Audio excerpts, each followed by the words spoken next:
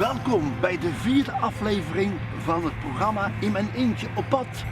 Wij zijn hier te gast op de klapbaan in IJsendijke en het thema is bieten.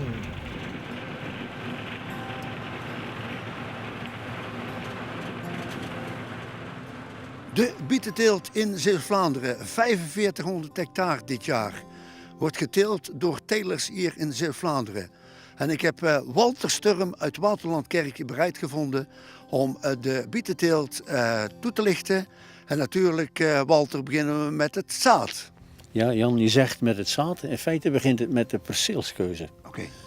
Wanneer er bijvoorbeeld een zanderig profiel op een grotere diepte zit, dan kun je problemen verwachten in de zomermaanden, in de warme zomer bijvoorbeeld. Zoals we nu toch ook wel gezien hebben op sommige plekken, dat je aan de hand van het groeibeeld zegt, daar hadden ze misschien beter geen bieten geteeld. Dat komt sporadisch voor, maar daar begint het mee, perceelskeuze. En dan het zaad, uiteraard. Maar hier heb je bijvoorbeeld een blauw gepileerd zaad en een oranje gepileerd zaad. Dus het zaad zit in de kern van de pil en daar zijn daar toevoegingen bij gedaan, insecticides en dergelijke. Vroeger, het is begonnen met ouderwetse rassen natuurlijk en dan had je kluwen bietenzaad. Dat moest dan met de hand gecorrigeerd worden om regelmatig een enkele biet te laten groeien. En nu kun je gewoon de zaaimachine instellen op een bepaalde afstand in de rij. Dat kan variëren van 15 tot 25 centimeter, ik noem maar wat. Maar ik denk de meeste die zullen zo'n beetje rond die 20 centimeter plantafstand zitten. En dan zit je ongeveer aan een 100.000 planten per hectare. Nu gaan we eventjes terug in de tijd, 60 jaar geleden. Werd bieten niet door machines gerooid, maar handmatig. En ik heb hier iets bij me. Nou jongens, dat is een bietenspa. En daar ga ik mee aan de slag om de bieten eruit te halen. Nou, daar gaat hij dan. Even trekken. Even de grond eraf.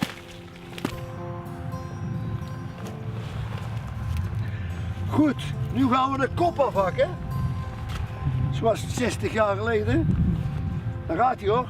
Je kunt beter het loof vastpakken als de biet. Nou, kijken of ik het één keer kan. Maar ook 60 jaar geleden schreed de techniek voor. Walter, wat heb jij bij?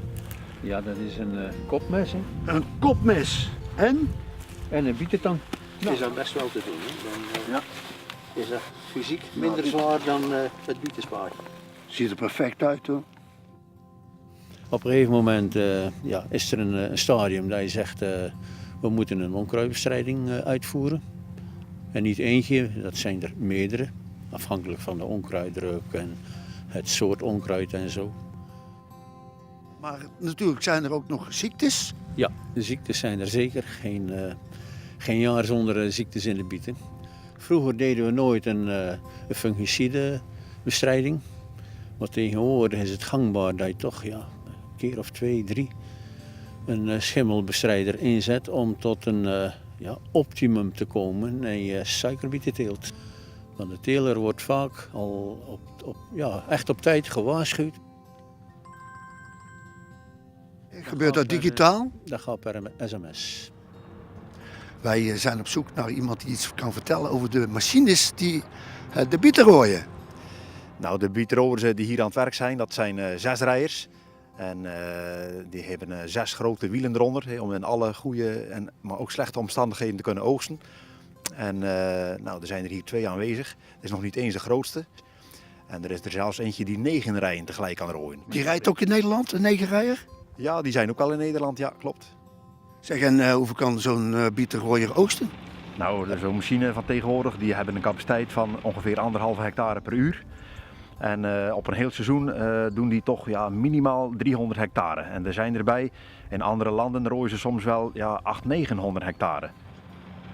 De bietencampagne, van wanneer loopt die tot wanneer? De bietencampagne, klopt, die begint eigenlijk half september. En dan loopt door tot eerste week december. Eind eerste week december, dan zijn ze meestal klaar. Als zo'n bietenrooier, dat is een bunkerrooier. Hoeveel kan erin zoiets? Deze machines die hier op het land aanwezig zijn, kan 25 ton bieten in de bunker. Als de bunker vol is, dan wordt die geledigd in een kiepwagen of in een zelfrijdende afvoerkar, zoals hier gebruikt wordt. En de bieten worden dan getransporteerd naar de rand van het veld of op de boerderij. Hoeveel kan er in een vrachtwagen? Hier, een kleine 30 ton denk ik. Dan heb je toch wel heel veel vrachtwagens nodig. Dat klopt, daar hebben ze ook een enorme logistieke oplossing voor. Dat is een enorm groot terrein waar ze met veel capaciteit die vrachtwagens heel snel kunnen lossen.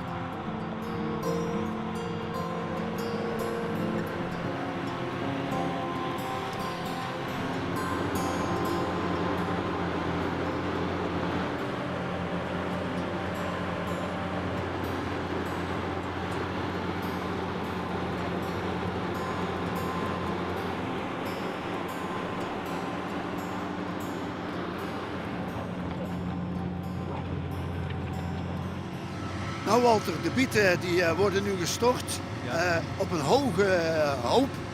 En wat gaat er dan mee gebeuren? Nou, die zullen op korte termijn opgehaald worden door de fabriek. Hoe weten jullie dat?